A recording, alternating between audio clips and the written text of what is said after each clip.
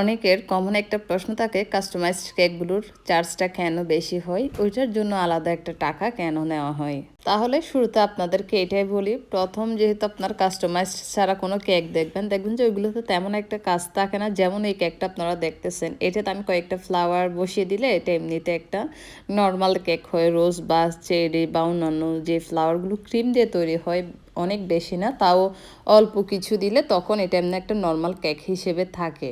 তখন এটার জন্য আলাদা কোনো চার্জ অ্যাড করা হয় না। যখন আপনার কেকে বিভিন্ন ধরনের স্টিকার ইউজ হয়, বাটারফ্লাই ইউজ হয়, বা আপনাদের এক একজনের পছন্দ মতো বল টপার বা বিভিন্ন নন এডিবল বা ফ্লাওয়ার, বিভিন্ন টপার, তখন ওইগুলোর উপর একটা আলাদা চার্জ সেট করা হয়। তার কারণ হচ্ছে ওইগুলো কিনতে আমাদের যে খরচটা পড়ে আমরা সেই খরচটাই নিই।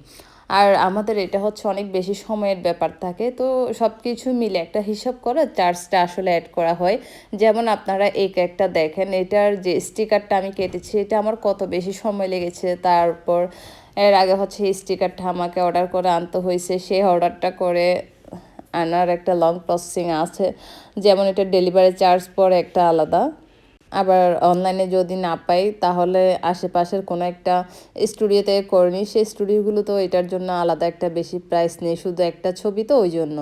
তারপর যেটা করা হয় সেটা হচ্ছে যে অনেকগুলো বাটারফ্লাই আমি যে বসিয়ে দিলাম এগুলো আলাদা একটা টাকা দিয়ে আমাকে কিনতে হয়।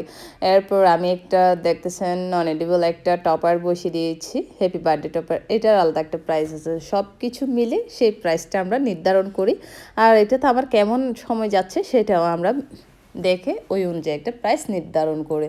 তো এইসব বলতে বলতে আসলে আমার অনেক কাজ করা হয়েছে। সেখানে হচ্ছে আমি প্রথম স্টিকারটা কেটে খুব সুন্দর করে বসিয়ে দিয়েছি। এরপর আমি কেকের মধ্যে কিছু বাটারফ্লাই বসিয়ে দিয়েছি। এরপর একটা নন এডিবল টপারে বসিয়ে দিয়েছি, হ্যাপি বার্থডে টপার। উপরে যে বাটারফ্লাইগুলো আমি বসিয়েছি ওইগুলো হচ্ছে ললিপপ স্টিক আছে না, ললিপপ স্টিক দিয়ে খুব সুন্দর করে সেট করে তারপর আমি কেকের মধ্যে বসিয়েছি।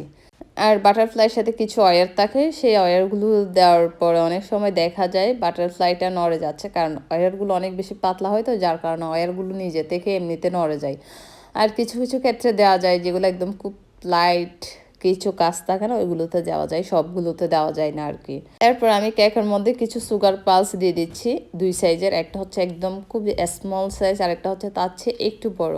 তো দুই সাইজের পালসগুলো দেওয়ার পর দেখেন কেকটা আরও অনেক বেশি সুন্দর লাগতেছে। এরপর লাস্টে আমি কেকের মধ্যে গোল্ডেন লিফ দিয়ে দিচ্ছি। গোল্ডেন লিফগুলো হচ্ছে এডিবল, এগুলো খাওয়া যাবে, তবে এগুলো স্বাদহীন, এগুলোর কোনো স্বাদই নেই।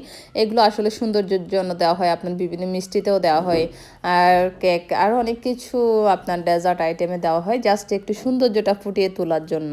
গোল্ডেন লিফগুলো যখন দেওয়া হয়ে যাবে তখন আমি কেকের মধ্যে কয়েকটা বল টপার দিব, আসলে অনেক বেশি দিব না, মাত্র দুইটাই বল টপার দিব।